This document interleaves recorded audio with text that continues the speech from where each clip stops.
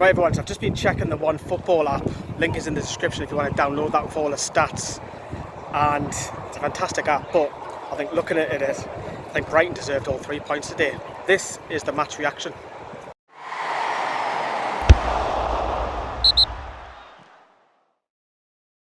Hello everyone from the Amex. I've come over here because it's nice and breezy.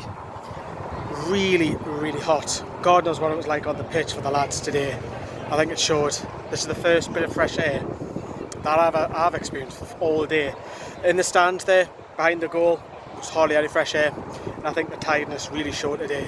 I think Brighton will probably feel a little bit hard done by, but they haven't taken all 3 points, because I think Newcastle look very leggy, very wary. And I think that's probably down to the fact that the conditions didn't help. Look, it's red hot.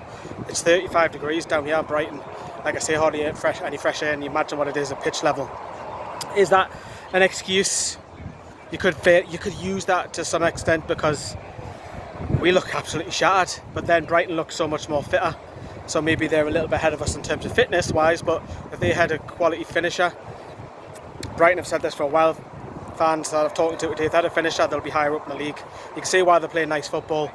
If it wasn't because of Nick Pope today, I felt Newcastle could have went down to a defeat. He made a couple of brilliant stops, in particular the spatula claw from the header, where he just literally flung his arm out and saved it.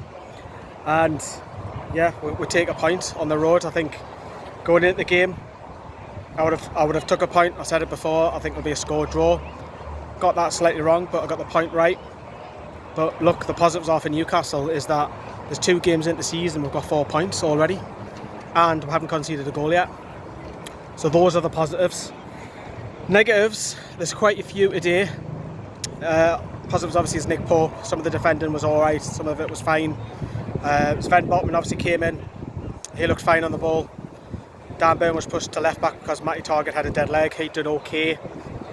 Did alright. Nothing spectacular back at his former club. That tells me that he's ahead of Paul Dummett in that left back position when Matty Targett's not available. But negatives are going forward. Saint-Maximin was shocking today. He impressed me last week. He just wasn't up for it. So many lacklustre decision making, releasing the ball, simple passes that just weren't coming off.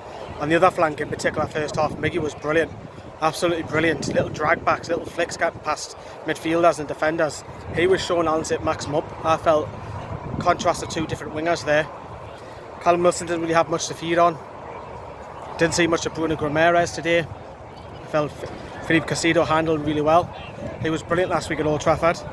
So I thought Bruno struggled a tad. No one really stands out going forward. I mean, the goalkeeper for Brighton could have just literally made himself a cup of tea. And there's already Toon fans behind me singing Miggy's name, because he's probably the outstanding outfield player for Newcastle today. And yes, he died off second half because Brighton had a lot of the ball. But I think this tells a lot of questions for me, and I've said this before on the channel, is that if you take a look at our bench, really there isn't any game changers there. There isn't. So you look at that bench and think, right, it's 0-0.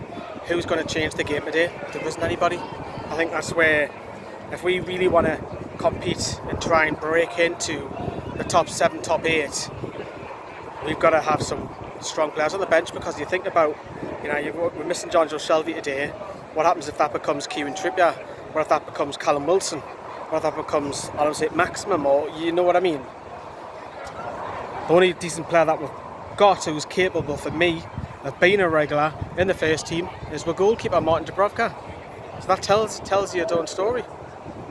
So no doubt Eddie Howe needs backs, we know that. There'll be a lot of fake transfer rumours across the web, you know that. But got another couple of weeks, 2.5 weeks to get bodies in.